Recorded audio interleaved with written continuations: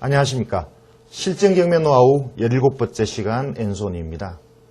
오늘은 실제 일어났던 사례를 통해 경매 성공 노하우를 알려드릴 것입니다. 아무리 오랜 기간 공부를 하고 완벽하게 권리 분석을 했더라도 경매에 실패하는 경우를 흔히 볼 수 있습니다. 실전 답사를 갔을 경우 절대 눈으로 보지 마시고 주변 부동산이나 주변인을 통해 많은 정보를 얻는 것이 중요합니다.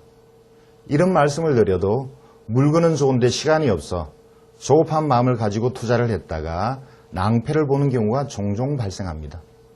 여러분, 오늘 강의를 듣고 성공적인 경매로 한 걸음 나아가시기 바랍니다. 그럼 본격적인 강의를 시작하겠습니다.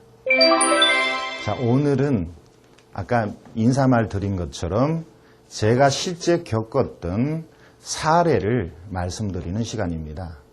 자, 이론도 중요하지만 이 이론을 실제 투자에 어떻게 접목시키느냐, 이것이 더 중요하죠. 그리고 제가 직접 겪었던 사례를 좀 더 구체적으로 여러분에게 말씀을 드리면 여러분 이해도 쉽겠거니와 이러한 경험을 나중에 여러분들이 실전 투자하는데 그대로 유용하게 쓸 수 있다고 저는 봅니다. 오늘 말씀드리는 사례는 시간이 다소 지났지만 토지 쪽에 비교적 적은 금액으로 투자해서 성공했거나 간혹은 실패한, 사실은 실패한 사례가 여러분에게 더욱 교훈적이라서 제가 좀 부끄럽지라도 말씀드리고자 합니다. 자, 그러면 같이 보실까요? 첫 번째 보여드리는 사건은 일단 공매입니다. 저하고 배우는 것이 경매 위주이지만, 자, 어쨌든 부동산에 투자해서 우리가 수익을 내자는 목적을 갖고 계시는데 그것이 경매든 공매든 관계가 없죠. 그리고 실제 경매나 공매나 큰 차이가 나지 않습니다.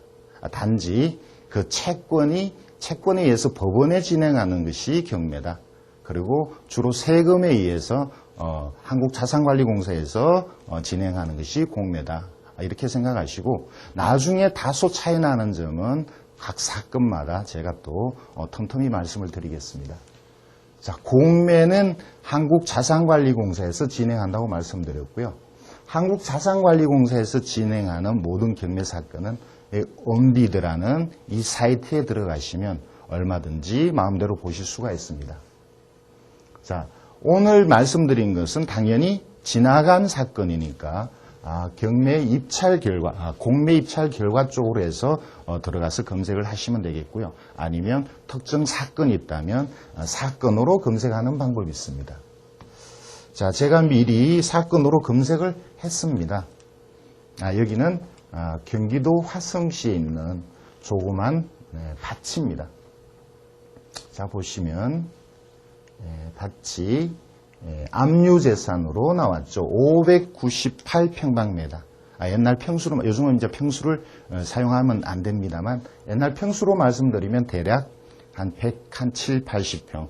조그만 밭입니다. 자, 여기에 보면 간단하게 토지의 내력이 주변 상황 등이 나와 있습니다. 남동쪽으로 완만한 경사다. 주변에 마을이 있고 차량 출입이 가능하다. 토지는 도로와 닿느냐 안 닿느냐가 중요한데 차량이 출입이 가능하다니까 나쁘지는 않죠. 자, 아래쪽에 보면 모든 공매 사건은 그렇습니다만 아래쪽에 많은 자료가 저장되어 있습니다. 사진, 위치, 감정평가서. 감정평가서를 같이 보실까요?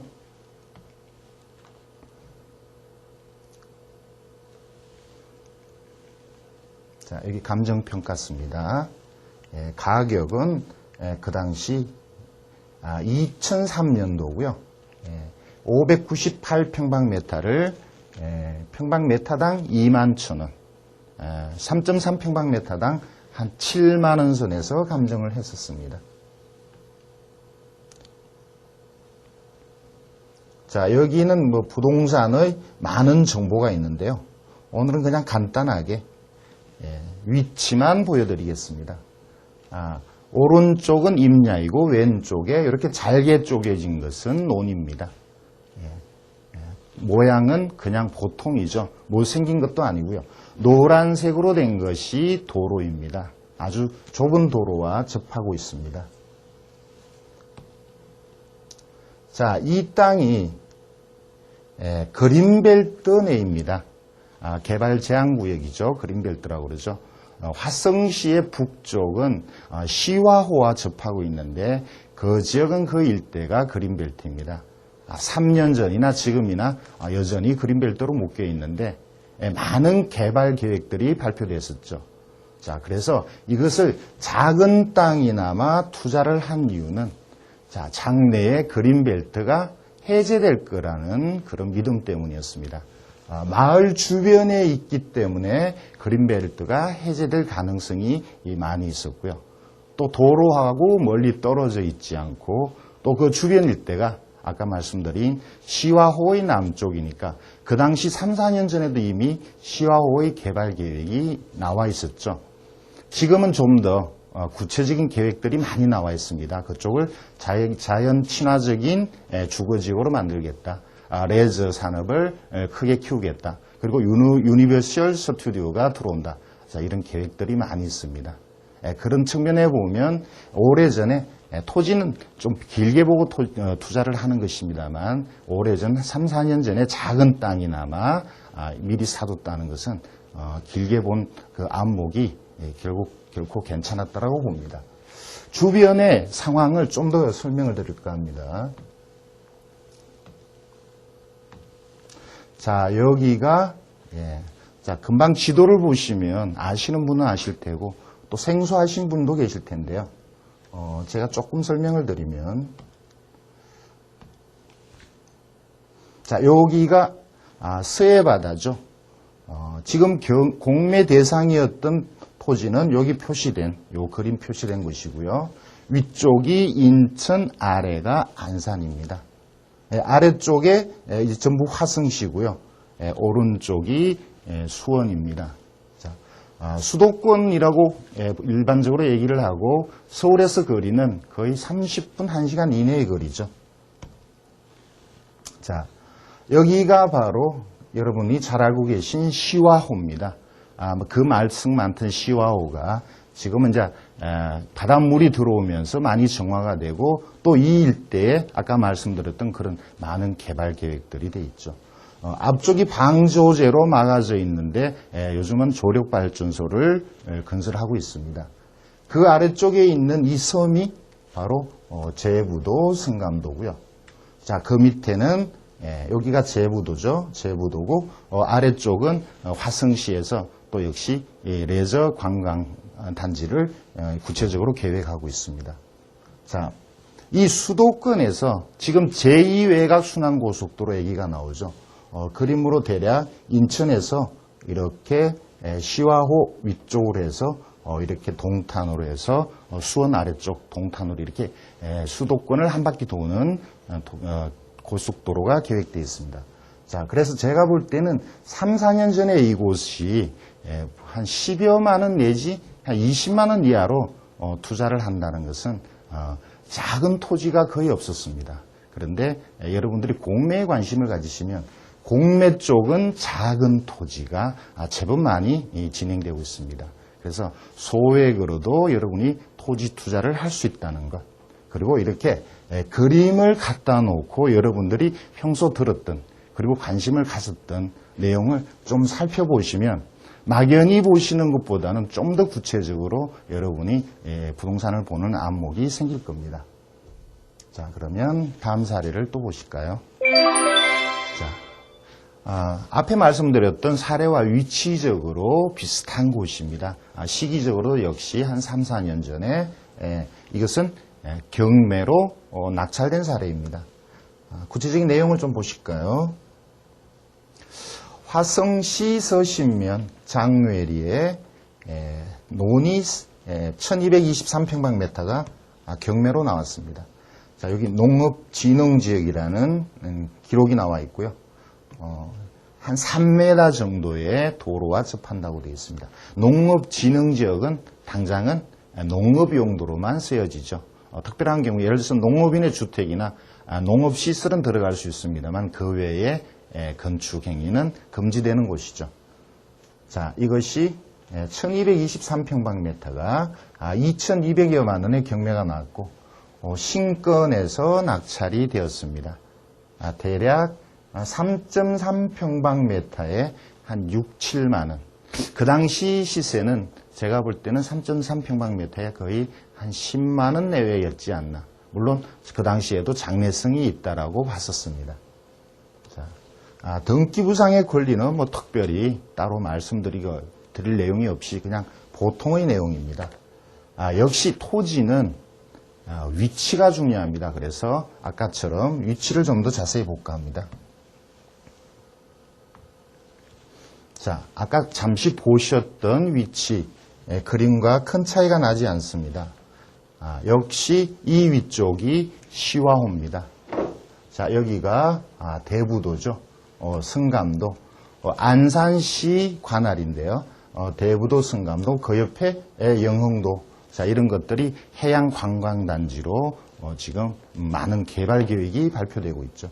자, 이쪽 아래쪽은 화성시입니다. 화성시는 또 화성시 나름대로 이 제부도나 이 시화호 아래쪽 이쪽에 대한 많은 거대한 개발 계획을 갖고 있습니다. 자, 경매 대상인 토지는 여기입니다. 자, 여기는 제부도를 들어가는 길목이고요. 그 위쪽에 희미하게 전곡항이라는 글씨가 보입니다.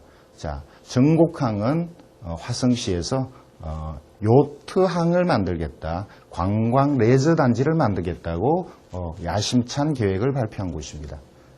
역시 3, 4년 전에 이미 그러한 계획들이 사실상 나와 있었죠. 그걸 언제 시행하느냐의 문제였는데, 자, 이제 지금 3년, 4년 흐른 이 시점에서는 이제 좀 더 구체적인 계획이 발표되는 거죠. 3, 4년 전에 그러한 계획을 믿고 미리 투자하신 분들은 저렴한 금액에 이렇게 작은 토지도 소유할 수 있었겠지만, 이제 와서 투자하는 분들은 그만큼 또 많은 비용을 지불해야 됩니다. 결국 장래 계획에 대해서 투자하는 사람들이 어떤 마음을 갖느냐, 어떤 소신을 가지고 투자하느냐, 이것이 투자에 성공하는 지름길이라고 보겠습니다. 그러면 또 다음 사례를 보실까요? 자, 이번에 보실 내용도 역시 공매 사건입니다. 이천시 부발읍 조그만 밭이 지분으로 경매가 나왔습니다. 공매로 나왔습니다. 금액이 최저가가 850여만 원이었는데 1235만 원에 낙찰이 되었습니다. 면적은 357평방미터, 대략 한 120평, 110평 정도 되죠. 구체적인 내용을 한번 보겠습니다. 이천시 부발읍, 자, 전이 나왔고요. 총 면적 1071 중에 357, 3분의 1 지분입니다. 지분 경매가 나온 거죠. 공매가 나왔습니다. 자, 이것을 내용은 이 부발이라는 곳에 대한 정보가 좀 있어야 되겠죠. 이천시 부발읍은 이천시 내 약간 남쪽이죠. 자, 이쪽이 한 4, 5년부터 전부터 주목을 받았습니다. 그것은 분당에서 이천 여주로 가는 전철이 발표되고, 또 판교 쪽이 개발되면서 그쪽 수용된 사람들이, 농민들이 그 지역에, 이 지역 주변에 저렴한 농지를 많이 매입을 해서, 그래서 가격이 급상승했던 지역입니다. 자, 기본적인 내용은 제가 다 말씀을 안 드려도 큰 지도로 오히려 말씀드리는 것이 더 이해가 빠르실 듯 합니다. 자, 보시면 공매가 나온 땅은 여기죠. 자, 여기 분당에서, 판교 분당에서 여기 이천으로 이렇게 전철 계획이 되어 있고, 이것이 여주로 가죠. 여기가 여주 정도 되겠네요. 자, 요 아래쪽이 하이닉스 반도체나 오비맥주가 있고, 그래서 인구가 많이 좀 밀집되어 있는 지역입니다. 이 아래쪽으로 이제 충청도로 가는 또 길목이고요. 3, 4년 전에 이 지역이 어쨌든 경기도 외곽 지역이었지만 농지가 평당 10만 원 이하였습니다만 지금은 많이 올랐죠. 웬간하면 3, 40만 원 이상을 했었습니다. 아까 여기 100여 평 나온 토지가 1200에 낙찰되었습니다. 그러면 평당 한 12만 원 정도의 낙찰을 받은 셈인데 지금으로 보면 한 3분의 1 가격에 매입한 것입니다. 자, 그 당시 3년 전에는 공매가 공유자 우선 매수권이 없었습니다. 그 땅이 3분의 1씩 3번씩 쪼개서 공매를 진행했는데 만약 지금 그렇게 공매가 지분으로 공매 진행되었다면 지분권자들이 좀 더 저렴하게 살 수 있었겠죠. 자, 어쨌든 그때 지금으로 따지면 한 3, 4분의 1 가격으로 큰 수익은 아니지만 제법 짭짤한 소액 투자를 한 셈입니다. 자, 그러면 또 다음 사건을 보실까요? 자, 이번에 말씀드릴 사건도 앞에 말씀드렸던 이천과 같은 지역입니다. 앞에 이천시 부발에 대한 토지였는데 이번에는 그보다 약간 충청도 쪽으로 남쪽으로 내려온 이천시 설성면 논의 경매가 나왔습니다. 자, 관리지역입니다. 맹지입니다. 맹지가 무엇인지는 알죠? 도로가 닿지 않는 땅, 도로가 닿지 않는 토지가 맹지입니다. 토지의 가격은 도로에 달려있다고 말해도 과언이 아니죠. 도로가 없으면 건축 행위가 안 되기 때문입니다. 자, 여기도 역시 맹지인데 그러나 실제 현장을 가보면 관습상 도로가 지나가고 또 가까이에 사실상 도로가 멀지 않은 가까이에 있습니다. 자, 이게 대략 좀 큰 땅이죠. 두 필지입니다. 한 필지, 두 필지. 대략 4,700여 평방미터 정도이고요. 원래 감정가가 8,300이었습니다만, 자, 이것이 많이 떨어졌죠. 51%, 그러니까 3번 유찰되고 4번째 경매를 진행하고 있습니다. 사실 이 토지를 낙찰받기 한 달 전에 64%대 입찰을 하려고 계획을 했었습니다. 자, 64%면 5,370만 원 정도였습니다. 그런데 어쩌다가 그 기회를 놓치고 혹시 한 번 더 떨어지지 않을까라고 생각하고 기다렸는데 한 번 더 떨어지긴 했었습니다. 그래서 가격은 4,295만 원이 됐는데 자, 이것을 꼭 사야 되겠다는 판단이 들었습니다. 왜냐하면 아주 저평가됐고 장래에 오를 가능성이 제 나름대로 오를 가능성에 대한 확신이 있었습니다. 그래서 최저가 4,200에서 종전 64%였던 5,300을 더 상회한 5,600여만 원의 낙찰을 받았습니다. 자, 이것을 낙찰받고 이때 시점이 2004년 5월이었습니다. 지금으로부터 한 4년 정도 되죠. 그리고 이것을 낙찰받고 불과 1, 2년 후에 벌써 거의 배 이상의 가격을 호가했었습니다.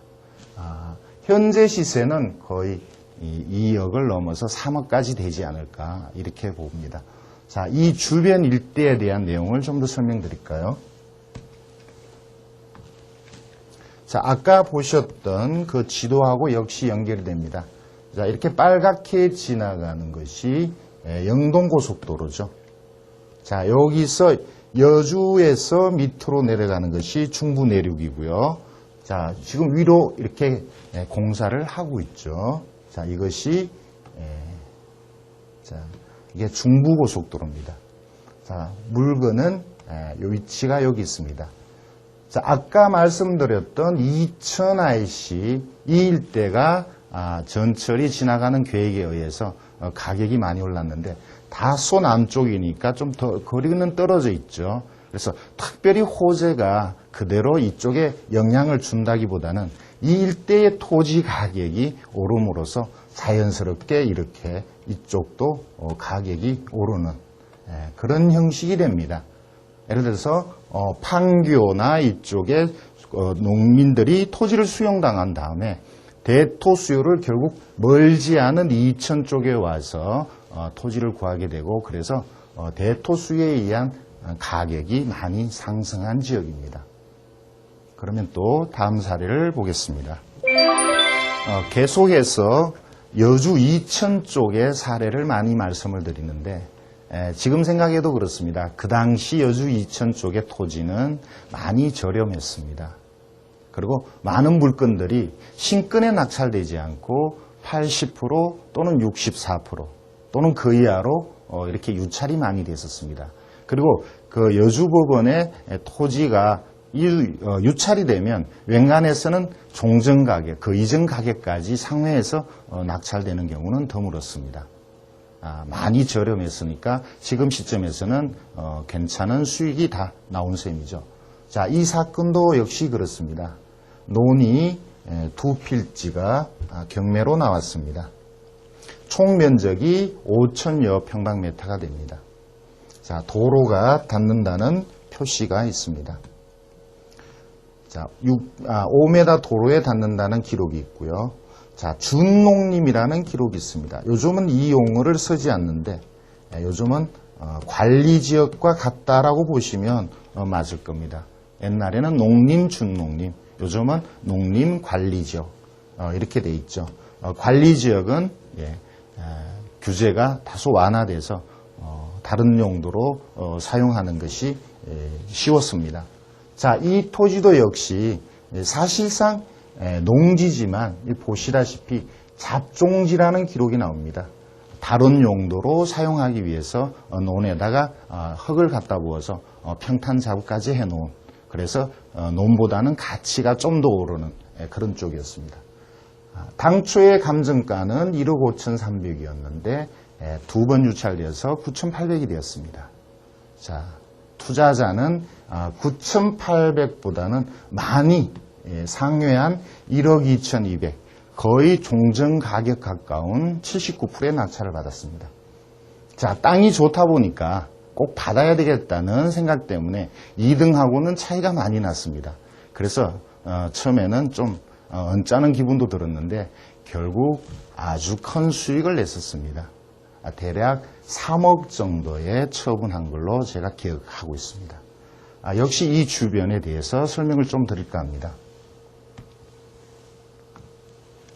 자, 아까 말씀드렸던 위치와 크게 다르지 않습니다.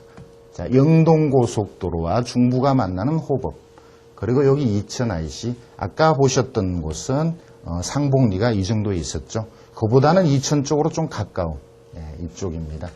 자, IC에서 거리는 불과 한 15분 정도, 그렇게 멀지 않은 거리죠. 그리고 도로와 접하는 평탄한 토지였습니다. 그러니까 쉽게 팔 수 있는, 그리고 평수가 예를 들어서 한 1,400평, 500평 정도면 공장 용지로도 적합한, 그래서 처분이 쉬운 토지였습니다. 아주 성공한 케이스라고 봅니다. 다음 사례를 또 보겠습니다. 자, 다음 사건을 같이 보실까요?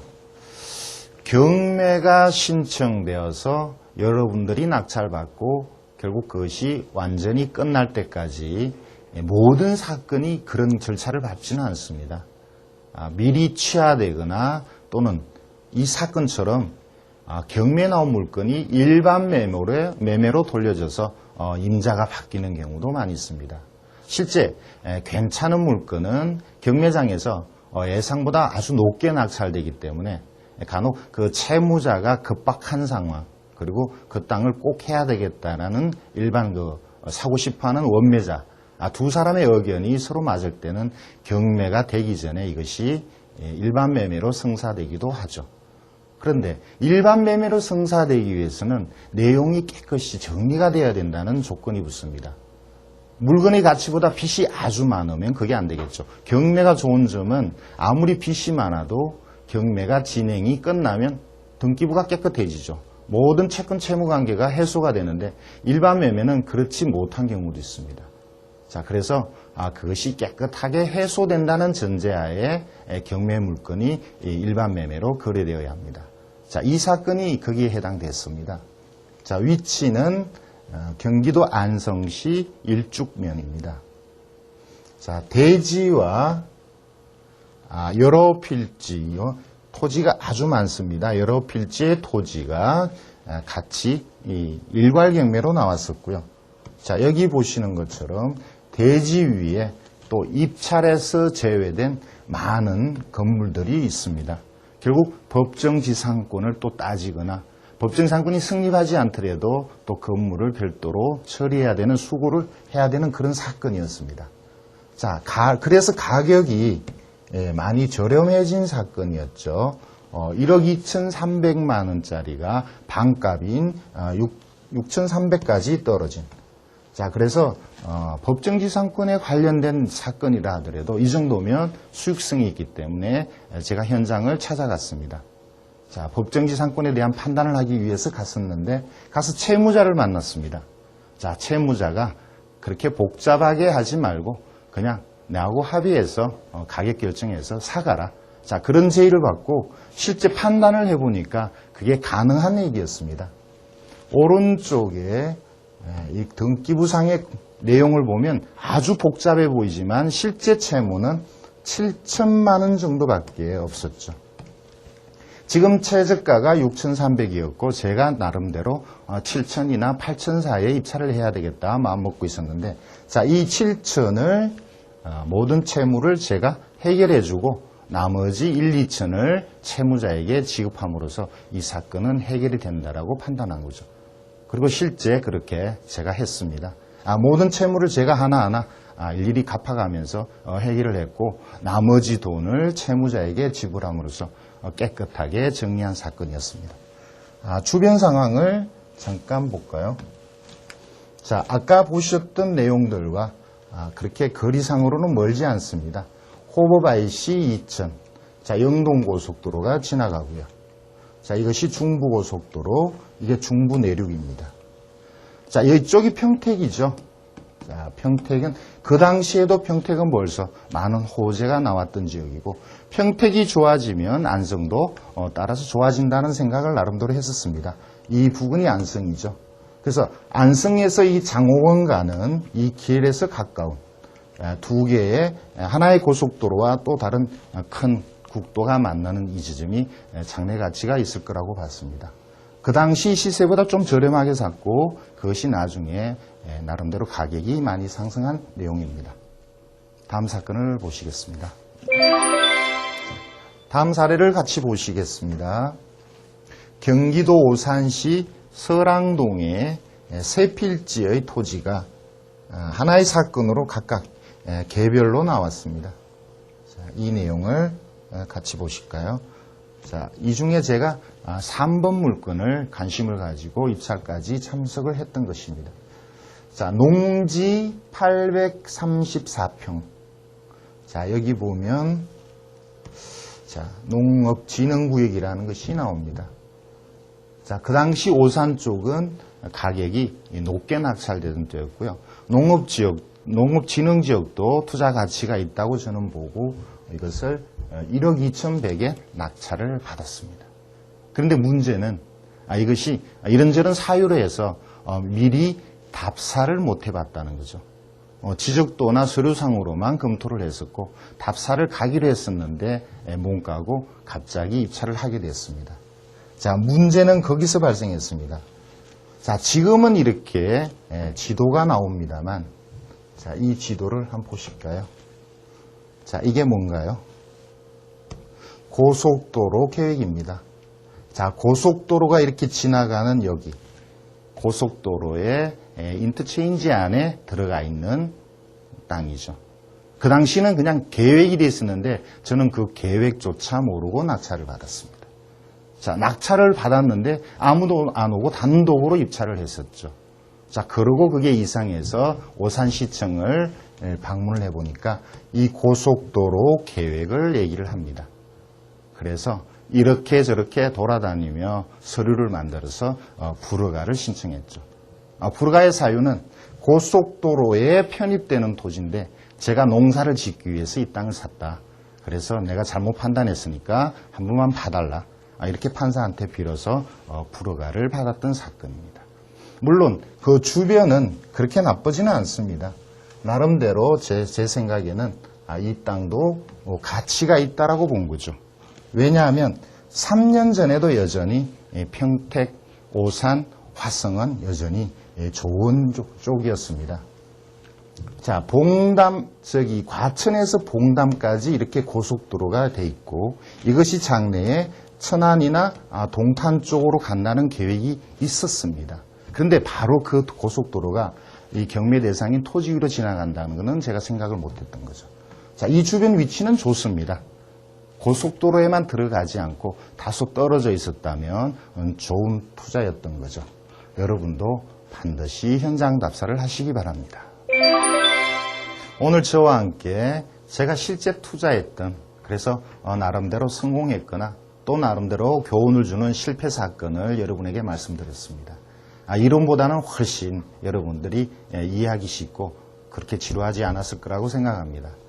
자, 투자는 실수요자가 아닌 한 이것을 어떻게 팔 건가 처분하는 계획을 세우고 들어가셔야 됩니다. 자, 누가 살 건가? 아주 좋은 땅은 누가 사도 사겠죠. 그런데 좋지 않은 땅은 아무리 가격이 저렴해도 사는 사람이 없을 겁니다. 자, 투자의 팁을 하나 말씀드리죠. 아주 좋은 땅, 누가 봐도 좋은 땅은 쉽게 팔립니다. 또 하나, 좋지 않은 땅이지만 그것을 꼭 필요하는 사람이 있습니다. 주변의 이해관계인이겠죠. 그 토지 자체로서는 효용 가치가 떨어질 수 있으나 그 옆에 있는 사람에게서는 꼭 필요한 땅이 있습니다. 자, 그런 것도 큰 수익이 될 것입니다. 토지 투자는 누구나 좋아하는 땅에서 안정적인 수익이 나오고요. 또 누군가가 꼭 필요한 땅에서 대박의 기회가 옵니다. 토지는 길게 보고 긴 호흡으로 가셔야 여러분들이 원하는 수익을 얻을 수 있습니다. 그리고 토지 쪽도 소액 투자가 가능하다는 것. 오늘 몇 가지 사례를 말씀드렸습니다만 경매보다도 공매 쪽에 소액의 투자가 기회가 많다는 걸 알고 계시기 바랍니다.